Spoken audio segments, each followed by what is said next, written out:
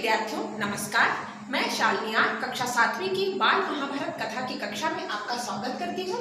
इससे पूर्व आपने देवव्रत पाठ पढ़ा, जिसमें गंगा देवव्रत को पाल पोस कर शिक्षा प्रदान कर शांतनु को सौंपते हुए देखा। आइए आज हम भीष्म प्रतिज्ञा पाठ को समझने का प्रयास करेंगे। सर्वप्रथम भीष्म प्रतिज्ञा पाठ के उद्देश्य से अवगत होंगे।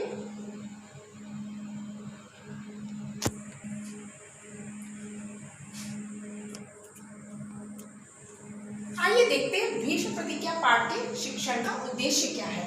बच्चों, इसके पठन से सच्चे पुत्र के कर्तव्य को जागृत कर सकेंगे, महाराजा शांतनु की वंशावली का परिचय प्राप्त कर सकेंगे, देवव्रत द्वारा दी गई प्रतिज्ञा का ज्ञान अर्जित कर सकेंगे, मोह लोभ आदि वासनाओं से दूर रहने की प्रेरणा प्राप्त करेंगे। आइए अब भीष्म प्रतिज्ञा पाठ का आरंभ करते हैं।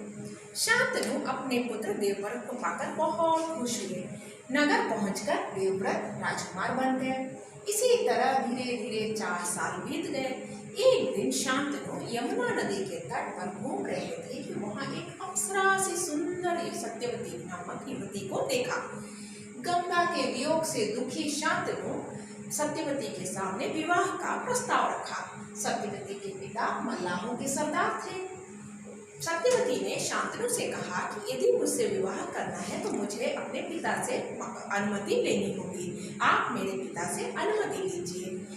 मल्लाहों के सरदार अर्थात सत्यवती के पिता केवटराज से मिलकर शांतनु ने अपनी इच्छा प्रकट की तो केवटराज ने उनके सामने यह शर्त रखी कि आपके बाद हस्तिनापुर के राज सिंहासन पर सत्यवती के द्वारा उत्पन्न पुत्र ही बैठेगा।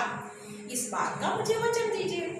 केवटराज की शर्त सुनकर देवव्रत को याद करते हुए निराश मन से राजा शांतनु नगर की ओर रवाना हो गए। राजमहल में उदास पिता की उदासी का कारण जानने के लिए देवव्रत बहुत अधिक प्रयत्नशील रहे, पर शांतनु ने उसका कोई जवाब नहीं दिया। कुशाग्र बुद्धि वाले अर्थात तेज बुद्धि वाले देवव्रत अपने सारथी से सारी बात समझकर केवटराज के पास गए और केवटराज के पास जाकर वचन दिया कि मैं किसी प्रकार का राज्य का लोभ नहीं रखता हूँ। सत्यवती का पुत्र ही मेरे पिता के बाद राजा बनेंगे। इस पर केवटराज ने शंका व्यक्त की कि यदि आपकी संतान बात नहीं मानी तो। इस पर देवव्रत ने विवाह न करने की तथा आजीवन ब्रह्मचारी बने रहने की प्रतिज्ञा की। बच्चों, ऐसी कठोर प्रतिज्ञा के कारण ही देवव्रत का नाम भीष्म पड़ा था। तब केवटराज ने सत्यवती को देवव्रत के साथ भेज दिया। तो बच्चे, यहाँ कई प्रकार के प्रश्न उत्पन्न होते हैं, जैसे देवव्रत ने अपने पिता के मन की व्यथा को कैसे दूर किया, देवव्रत ने सच्चे पुत्र के कर्तव्य का निर्वाह कैसे किया। आगे बढ़ते हैं। सत्यवती और शांतनु से चित्रांगद और विचित्रवीर्य नामक 2 पुत्र हुए। शांतनु के बाद चित्रांगद राजा बने।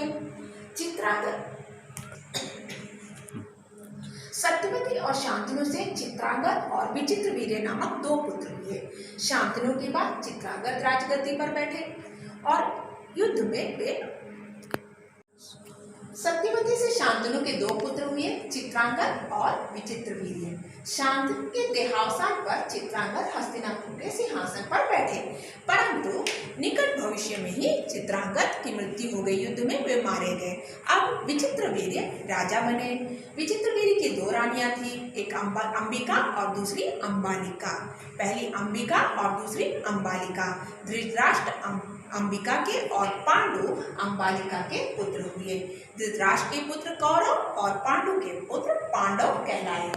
हम भीष्म प्रतिज्ञा पाठ यही समाप्त करते हैं, लेकिन आसानी से वंशावली को समझने के लिए इस आरेख का प्रयोग करते हैं। देखिए, शांतनु की 2 रानियां थी, पहली गंगा, दूसरी सत्यवती। गंगा से देवव्रत नाम का पुत्र उत्पन्न हुआ और सत्यवती से चित्रांगद और विचित्रवीर्य। चित्रांगद तो युद्ध में मारा गया था। विचित्रवीर्य की 2 रानियां थी, अंबिका और अंबालिका। अंबिका से धृतराष्ट्र उत्पन्न हुए और अंबालिका से पांडु।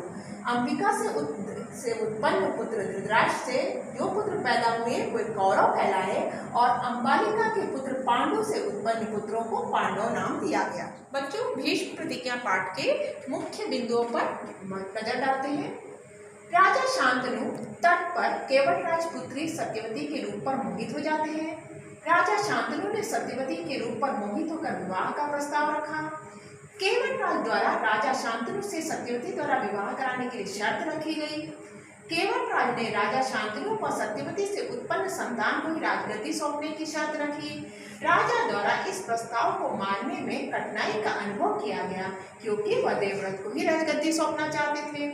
देवव्रत द्वारा इस कठिनाई को भांपकर वचन दिया गया कि केवटराज की सुपुत्री का पुत्री ही राजगद्दी पर बैठेगा। केवटराज के वचन मिलने पर असंतुष्ट दिखाई देने पर संतुष्ट करने हेतु आजीवन ब्रह्मचारी होने की प्रतिज्ञा लेकर संसार में देवव्रत भीष्म के नाम से प्रसिद्ध हो गए। इसमें राजा शांतनु के वंश परिवार से भी हम अवगत हो रहे हैं। हम प्रश्न अभ्यास हेतु कुछ प्रश्नों को हल करेंगे। पहला प्रश्न है, राजा शांतनु ने यमुना तट पर किसे देखा और उसे देखकर उनकी क्या इच्छा हुई।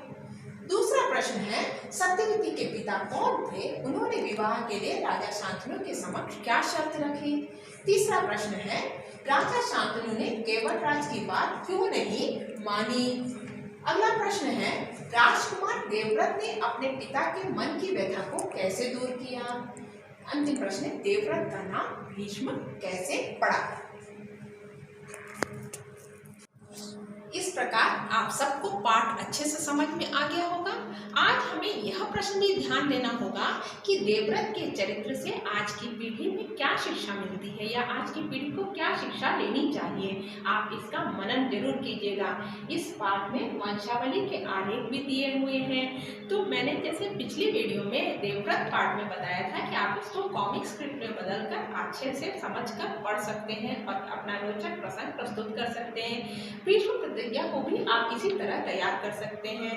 आप इस पाठ में जो वंशावली दी गई है, आप अपने परिवार की वंशावली तैयार कीजिए, जिसमें आप अपने माता पिता को सहायता ले सकते हैं।